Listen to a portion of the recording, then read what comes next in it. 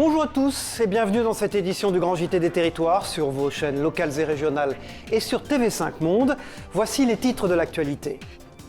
Près de 50% de Français déjà vaccinés, mais pour aider les Français les plus fragiles à se protéger contre la Covid, des associations aident les autorités. Un reportage dès le début de ce journal avec Vosges Télévisions. Dans les Yvelines, les militaires s'entraînent avant le défilé du 14 juillet. Sur place, les pilotes travaillent notamment pour que tout soit parfaitement réglé le jour J. Une préparation suivie par les caméras de TV78 dans un instant. Alain Delon est de retour. Il s'exprime face au monde. L'acteur m'a accordé un entretien exclusif sur TV5 Monde. Sa vie, son parcours, son regard sur l'actualité et la politique. Vous en découvrez en avant-première un extrait dans ce journal. Et puis vous allez découvrir le courage de Nihal, une jeune femme de 21 ans atteinte d'une maladie génétique rare. Nihal ne peut pas s'exposer au soleil et doit donc sortir totalement couverte de chez elle. Son portrait, son courage, c'est avec TL7, la télévision de la Loire, à la fin de ce grand JT des Territoires. Près de 33 millions de Français ont reçu leur première dose de vaccin contre la Covid-19. La barre des 50% est donc proche. Parmi les publics encore éloignés de la vaccination, les plus précaires. Dans les Vosges, l'Agence régionale de santé et le Secours catholique ont mis en place un centre de vaccination éphémère. Son objectif, vous allez le voir, c'est vacciner les bénéficiaires de l'association. Anne Didier et Anthony Sapp pour Vosges Télévisions sur place. La fracture numérique, parfois un sentiment d'exclusion des réseaux officiels ou encore une certaine méfiance vis-à-vis des autorités, autant de raisons pour les personnes dites précaires de passer à côté de la campagne de vaccination contre le Covid. L'Agence régionale de santé s'est donc rapprochée du Secours catholique et de son espace solidaire installé au centre-ville à Épinal pour y mettre en place un centre de vaccination éphémère. Les bénévoles vosgiens du Secours catholique ont tous ou presque déjà reçu au moins une première dose. Place donc aux bénéficiaires de l'association, ceux qui le souhaitaient en tout cas. Une trentaine de rendez-vous étaient calés pour la journée avec les vaccins Janssen, Pfizer et Moderna. Certains n'ont déjà pas d'ordinateur, certains n'ont pas de moyens de locomotion, donc aller jusqu'au parc des Expos, même avec les cars, ça peut être compliqué. On leur a bien expliqué que ça serait en confiance, ils seraient au milieu de gens qui connaissent, ils sont dans des locaux qu'ils connaissent, ils savent qu'on leur posera pas forcément de questions autres que celles qui concernent leur santé. La confiance, un facteur en effet déterminant pour la plupart des bénéficiaires. En tout cas, Christiane et Armand se rejoignent sur ce point. Au départ, je n'étais pas trop d'accord, moi, parce que je n'avais pas trop confiance. Bon, elle m'a décidé quand même, puis j'ai dit allez, j'y vais quand même, parce qu'il faut y passer quand même. Hein. Déjà pour mes enfants, mes petits-enfants, mes arrière-petits-enfants. Depuis que je suis arrivé à Épinal, je suis accompagné par le Secours catholique, déjà avec l'alimentation que je prends. Et quand on m'a proposé ça, ce sont des... c'est pas comment on dit ça, je leur ai fait confiance parce que je mange, donc je crois que s'ils nous proposent la vaccination, parce qu'ils ont aussi jugé bien pour nous. Et cette campagne de vaccination, comme les mois de crise traversés, ont révélé les fragilités du système hospitalier français. Dans la Sarthe, habitants et soignants se mobilisent pour sauver les urgences de l'hôpital de Saint-Calais. Si elles ferment, il leur faudra désormais 45 minutes pour se faire soigner. Trop loin, disent les concernés. Explication d'Hélène Galliana pour VIA LMTV Sarthe, sur place. Pour certains habitants, il y avait comme une sensation de déjà-vu en manifestant devant les urgences de Saint-Calais. En 2018, déjà, ils s'étaient mobilisés pour sauver ce service de l'hôpital. Ce mardi matin, une centaine de personnes s'est rassemblée pour dénoncer leur possible fermeture. C'est vital. Moi, j'y suis encore venu deux fois cette année. Je bricole, je me coupe, et on n'a pas de rendez-vous chez le médecin, donc on vient aux urgences. C'est automatique. J'ai fait toute ma carrière en pharmacie. S'il n'y avait pas eu les urgences, combien de fois on envoie les gens aux urgences les gens ne se rendent pas compte de leur gravité et s'il n'y a plus d'urgence là, ils n'iront pas se soigner au Mans. Ils préféreront rester chez eux quitte à mourir. Actuellement, les urgences de Saint-Calais disposent d'un seul médecin urgentiste titulaire, alors qu'il en faudrait plus de 4 pour que le service tourne normalement.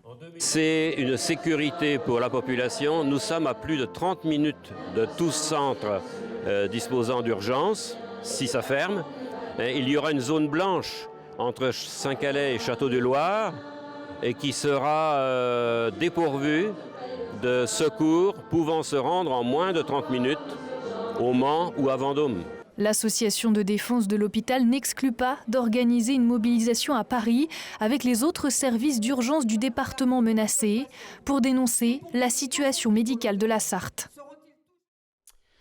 Dans le reste de l'actualité, les préparatifs pour le défilé du 14 juillet ont débuté. Dans les Yvelines, des pilotes étaient réunis une journée sur la base aérienne de Vélizy-Villacoublay autour du général Laurent Lerbette, le commandant de ce défilé aérien. Ils s'entraînent en vue du jour J. Gagner l'avenir, c'est le thème de cette édition 2021. Nicolas Dandry de la rédaction de TV78, lui, a gagné le droit d'assister à une partie de la préparation. Regardez. Il a lieu chaque année mais se prépare bien en amont de manière minutieuse et rigoureuse. Le défilé aérien du 14 juillet rassemble 91 appareils, hélicoptères, avions, chasseurs, différents aéronefs de l'armée de l'air, de la marine nationale, de la gendarmerie ou encore de la sécurité civile, avec une organisation particulière. Le défilé, qui est constitué d'un ensemble de patrouilles qui vont attendre dans l'ouest parisien qu'on leur donne le top départ, se rejoignent petit à petit sur un axe qui est l'axe de défilé. Et c'est bien par le respect des altitudes, le respect des vitesses, le respect des trajectoires, le respect des horaires, le respect des procédures radio que la sécurité aérienne est garantie. Pour cette journée à la base aérienne 107 de Vélizy-Villacoublay, tous les pilotes chefs de bloc sont réunis. C'est le cas du sous-lieutenant Aurélien, navigateur au sein d'un AWAC, un avion de l'armée de l'air doté d'un radar. Charge à chacun dans son avion et dans son équipe d'avions leaders plus équipiers de préparer la mission au mieux en traçant des cartes, en visualisant sa mission avant. Et ensuite, pour être au rendez-vous aux répétitions générales et le 14 juillet à l'heure, on est là vraiment pour assister les pilotes et qu'eux puissent se concentrer exclusivement à la manœuvrabilité de l'avion. Après le briefing du matin, les pilotes ont pu faire des repérages à bord de différents hélicoptères, des points d'identification de la Défense à la place de la Concorde pour faciliter le défilé. Pilote d'un Mirage 2000D, le commandant Nicolas sera suivi de 5 Mirage 2000D et de 6 Rafales. Les premiers repères qu'on essaie d'identifier sont des repères avec des développements verticaux qui nous permettront en cas de mauvaise météo de pouvoir nous affranchir d'une visibilité médiocre ou faible, donc jusqu'à 5 km de visibilité horizontale, pour pouvoir nous aligner sur la défense et ensuite être axés parfaitement. Une répétition générale du défilé aérien doit avoir lieu fin juin dans le Loiret. Nous vous en parlions la semaine dernière dans le Grand JT des Territoires. Alain Delon est de retour dans les médias. L'acteur, victime d'un AVC il y a 2 ans, m'a accordé un long entretien pour TV5 Monde, depuis chez lui à Douchy, dans le Loiret. Un entretien qui sera diffusé d'ailleurs le 1er juillet à 21h sur l'ensemble des antennes de TV5 Monde et durant lequel l'acteur, véritable star mondiale, reviendra sur ses souvenirs de carrière, s'exprimera sur l'actualité, sur sa vie privée aussi et son désir de revenir au cinéma. Regardez à ce propos cet extrait exclusif pour vous. Vous disiez que vous avez encore des envies.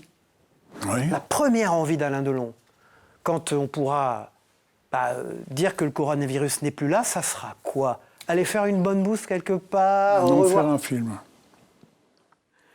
Non, là, on reconnaît Alain Delon quand même. Faire un film, et surtout pas faire un film, mais faire son dernier film.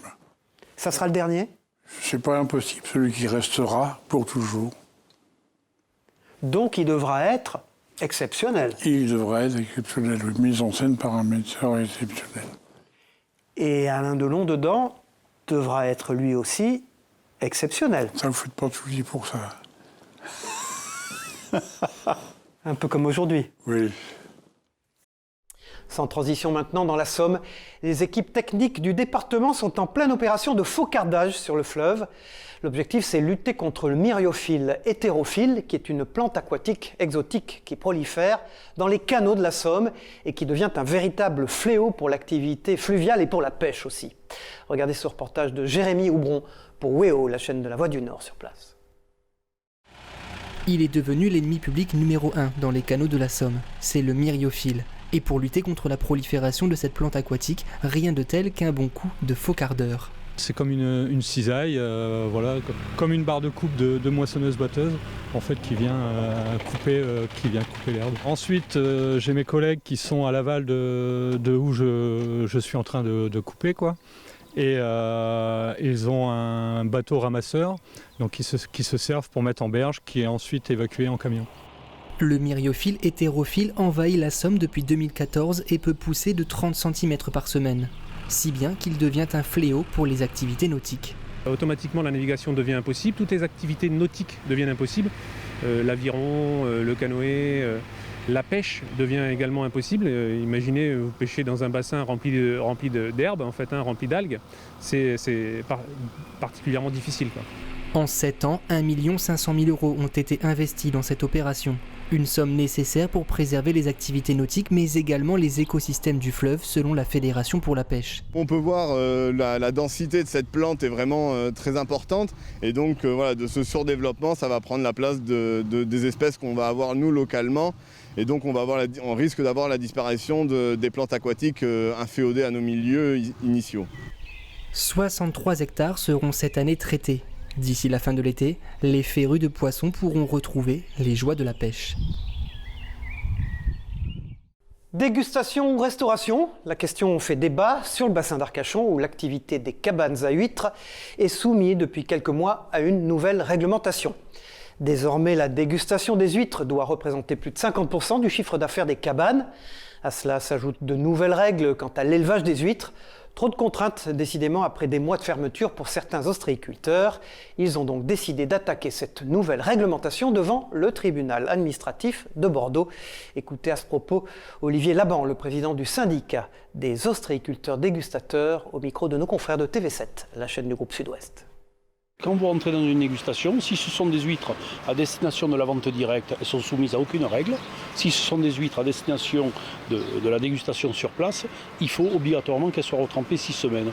Bon, enfin, pour nous, les producteurs que nous sommes, on essaie d'être le plus possible pragmatique et concret et cohérent. On trouve ça un peu vraiment tiré par les cheveux. Le tribunal administratif de Bordeaux se prononcera donc dans le courant du mois de juillet en faveur ou non des ostréiculteurs du bassin d'Arcachon. Des huîtres toujours, que l'on aime déguster évidemment avec un verre de vin blanc. Et du vin, il en est largement question dans le nouveau magazine lancé ce mois-ci par le groupe Reward Media qui s'appelle Tanin. Un trimestriel qui veut combiner bien vivre, convivialité et savoir sur le vin justement. Pour en parler, nous sommes en duplex avec sa rédactrice en chef, Gabrielle Visavona. Bonjour. Bonjour Cyril, merci beaucoup de me recevoir. Gabrielle Visavona, pouvez-vous nous présenter le positionnement éditorial de ce nouveau magazine? En quoi se distingue-t-il des magazines déjà existants dans l'univers des vins et des spiritueux qui sont nombreux? On a décidé de partir à 360 degrés de ce qui peut exister aujourd'hui dans l'univers des vins et des spiritueux. Il y a une poignée de revues, effectivement, en France, mais elles sont surtout dédiées à un public de professionnels. C'est plutôt des revues B2B, donc avec tout ce que ça implique derrière, un vocabulaire compliqué, des dégustations de vins qui sont exhaustives sur les régions. Avec Tanin, que je vous montre ici. C'est très joyeux, coloré déjà dans sa forme, hein, c'est très différent. Et ensuite, dans le fond, on a voulu se recentrer sur le plaisir, sur le divertissement. On veut vous raconter le vin aussi à travers des histoires de femmes et d'hommes qui le font. Bien évidemment, on vous offre nos conseils de nos sélections de vins. On a une belle équipe de dégustateurs. Et le but, c'est pas de vous imposer notre goût, mais justement de vous faire comprendre par des mots simples et justes et une approche métaphorique du vin comment il goûte finalement et vous donner envie de les goûter et de les déguster avec nous. Alors que trouve-t-on tout au long de ces 130 pages de ce premier numéro? Tanin est un trimestriel, donc là il va accompagner les mois de juin, juillet et août, et donc on a voulu faire un dossier spécial sur ce vin qui est souvent un petit peu décrié, qui est le rosé. On entend souvent dire oui, le rosé c'est pas vraiment du vin, on peut mettre des glaçons dedans, etc. On part aussi entre autres dans le Rhône, notamment à la rencontre du vigneron célébrissime Jean-Louis Chave. On s'interroge dans ce numéro sur le Negroni, quelle est l'histoire du Negroni, quelles sont les recettes du Negroni, comment bien faire le Negroni. Sur la bière aussi, on a une rubrique sur la bière, on s'intéresse à la bière pression. Aux spiritueux aussi un petit peu, et puis on est aussi parti déjeuner avec Laurent Gérard dont le spectacle qui va bientôt sortir s'appelle Sans modération, donc ça tombait à point nommé, qui est un grand connaisseur de vin et qui est aussi associé dans plusieurs domaines. Tanin, c'est un magazine qui fait du bien à l'heure de l'été et après tant de mois passés confinés et contraints dans nos libertés, c'était ça le but? Oui, je pense que effectivement, tout le monde a envie de retrouver ses amis, de sortir à nouveau. Le vin a un pouvoir fédérateur inégalé. Donc, bien évidemment, se retrouver ensemble autour d'un bon vin, ça fait partie des plaisirs de la vie. Prochain numéro en septembre, pouvez-vous nous dire déjà ce que l'on pourra trouver dans ce numéro 2 ? Tanin numéro 2 va être en kiosque le 8 septembre. On va se concentrer sur les 2 plus grandes régions françaises. On va aussi s'intéresser à la vodka notamment. On va parler de tout un tas de vignerons, des jeunes, des plus âgés et bien sûr nos sélections, nos coups de cœur et nos meilleures affaires. Merci Gabriel Visavona d'avoir été l'invité du Grand JT des Territoires. Pour ceux qui sont intéressés pour acheter le magazine Tanin, eh bien ce nouveau magazine du groupe Reworld Media est disponible dans les points de vente des boutiques Nicolas et Repères de Bacchus au prix de 6,90 €. L'économie dans nos régions maintenant. Avec vous, Michel Picot, vous allez nous présenter une PME qui s'appelle Precisdec. Elle se situe dans la Sarthe, une entreprise qui fabrique d'ordinaire des pièces pour l'aéronautique et le spatial, mais qui a su se réinventer pendant la crise. Elle crée désormais une pièce métallique utile pour nous tous. Son nom, l'attachante.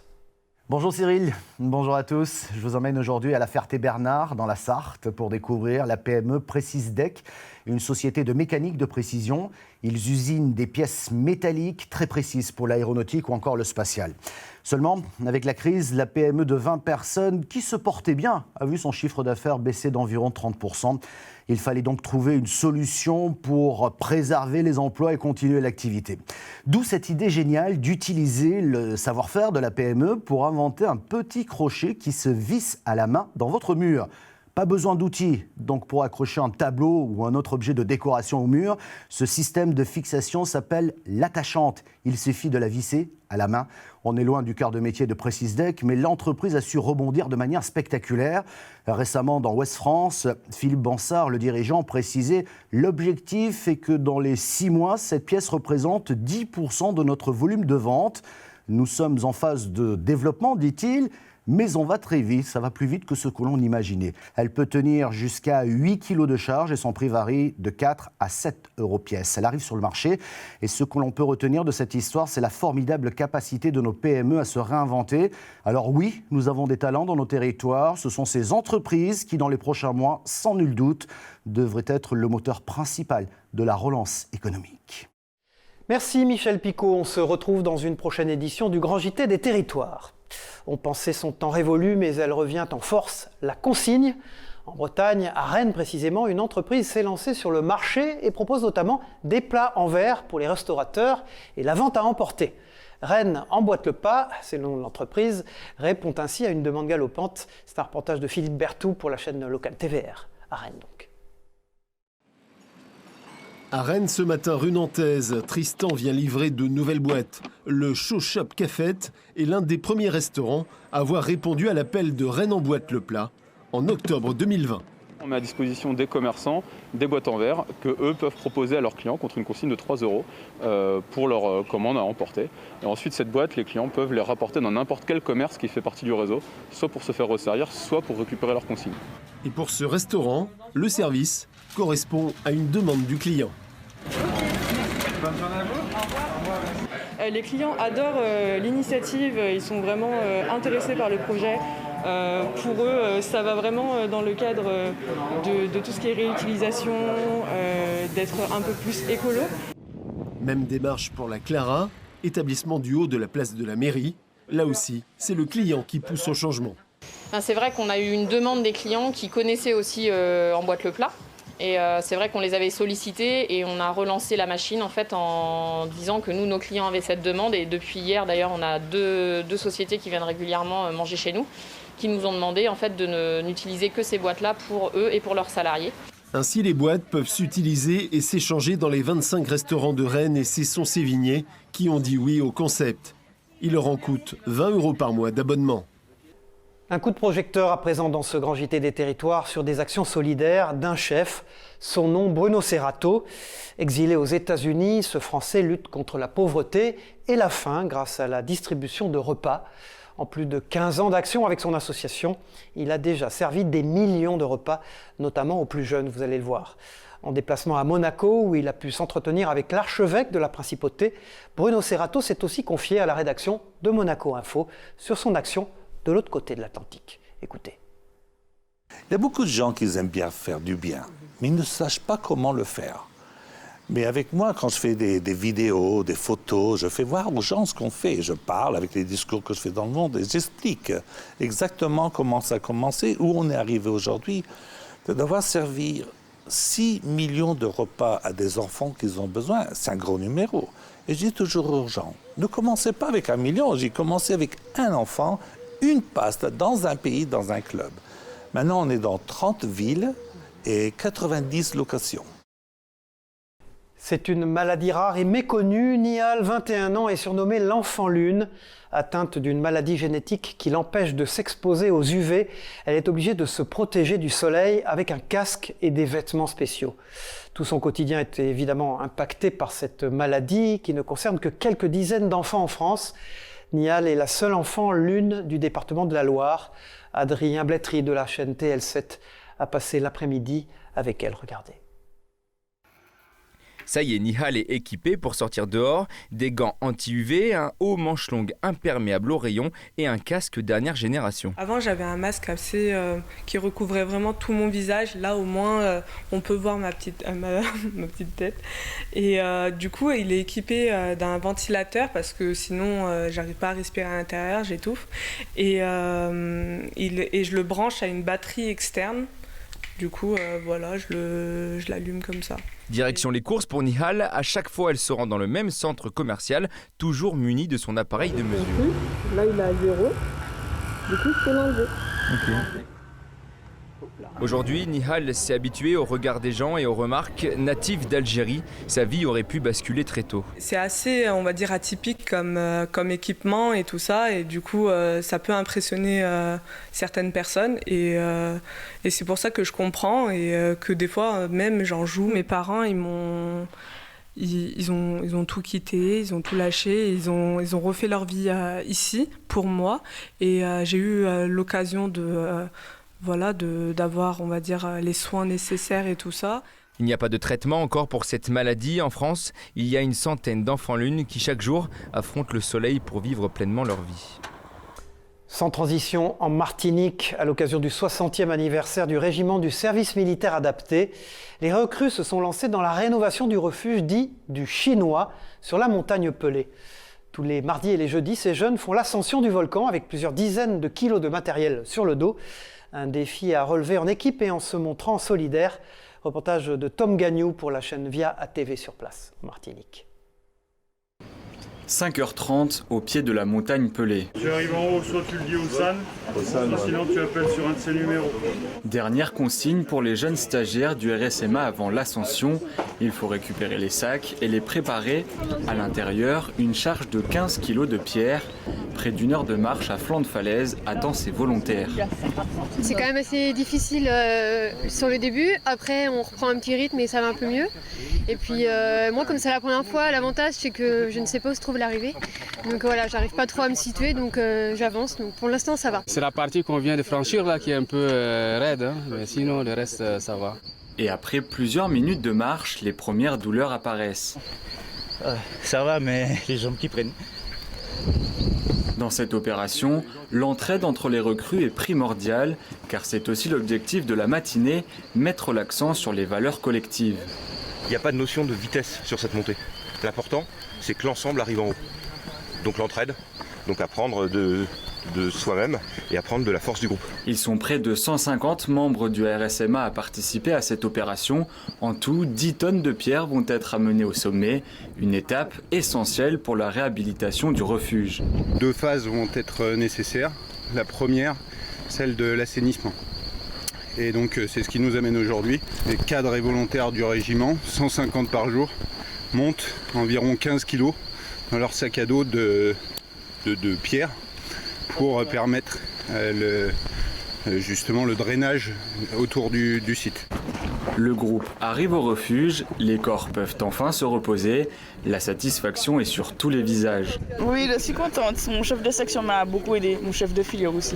C'est quelque chose à faire, hein. Franchement, c'est quelque chose qu'on fait une seule fois dans sa vie, donc autant en profiter et se donner à fond, quoi. Pas de temps à perdre, tous les sacs de pierre sont vidés, les stagiaires rentrent à la caserne, la même journée les attend jeudi prochain. On referme ce grand JT des territoires avec du football.